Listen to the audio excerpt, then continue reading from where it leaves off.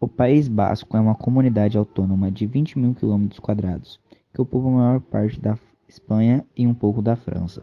Não é um país independente. Apesar disso, esse povo tem fortes tradições culturais, como a culinária e a própria língua basca.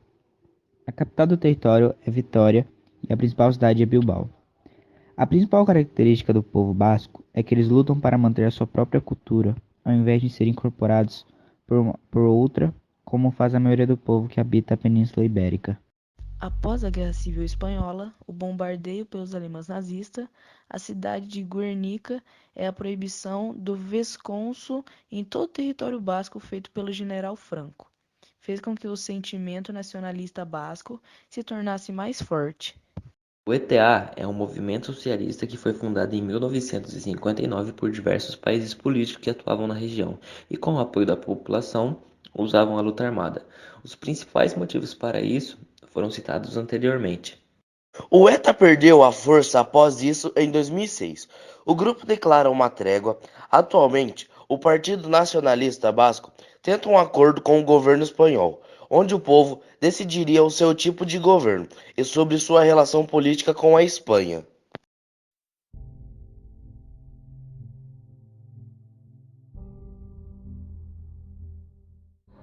O chamado País Basco tecnicamente não é um país. Esse nome se refere a uma região considerada uma comunidade autônoma, que tem seu território na região das fronteiras da Espanha e da França. O povo basco se caracteriza pelo seu forte sentimento nacionalista e por conseguir preservar sua cultura e língua por milhares de anos. Essa região, por muito tempo, vem lutando por sua independência, e vários conflitos armados e políticos foram surgindo como consequência. A origem desse povo é coberta de mistério. Acredita-se que o grupo étnico mais antigo habitara uma única região na Europa, com relatos datados do começo do século I, escritos pelo geógrafo, historiador e filósofo grego Estrabão. Ele fala sobre um grupo denominado de Vascones, que acredita-se que sejam os ancestrais dos bascos. Existem duas teorias para o surgimento dos vascones nessa região. A primeira acredita as transições indo-europeias para a Europa ocorridas em cerca de 2000 a.C., enquanto a segunda avalia a possibilidade do surgimento deles na região desde a existência dos Neandertais. No século I a.C., os romanos chegaram ao território do País Basco sob a liderança do imperador Pompeu. Mas como essa região era considerada pobre e com terras pouco férteis, os romanos tinham pouco interesse nela, o que fez com que a cultura basca pudesse sobreviver e sua língua, o euskara, não fosse substituída pelo latim. Com o fim do Império Romano, a economia dos bascos foi quebrada, pois ela era dependente do comércio com esse império. Seus cidadãos então eram criados guerreiros para servir os povos germânicos de visigodos e francos, que batalhavam entre si, determinando o País Basco como ponto estratégico em sua guerra. Com a formação dos estados de França e Espanha, o território basco ficou dividido entre essas duas nações, com a maior parte de seu território localizado na parte espanhola. Em serviço da coroa espanhola, os bascos eram reconhecidos como hábeis marinheiros. No final do século XIX, foi criado o chamado Partido Nacionalista Basco, que pregava a pureza da raça basca e a maior independência para a região. Com o fim da Guerra Civil Espanhola e o começo da ditadura de Francisco Franco, a cultura e língua bascas foram proibidas, instituições políticas na região abolidas e algumas pessoas perseguidas e mortas.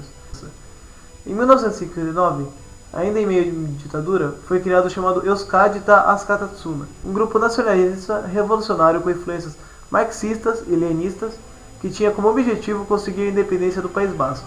O grupo ficou tão forte que foi capaz de assassinar o presidente do atual governo e um possível sucessor de Franco, Luís Carrero Blanco. A partir daí, intensificou-se o combate contra a ETA.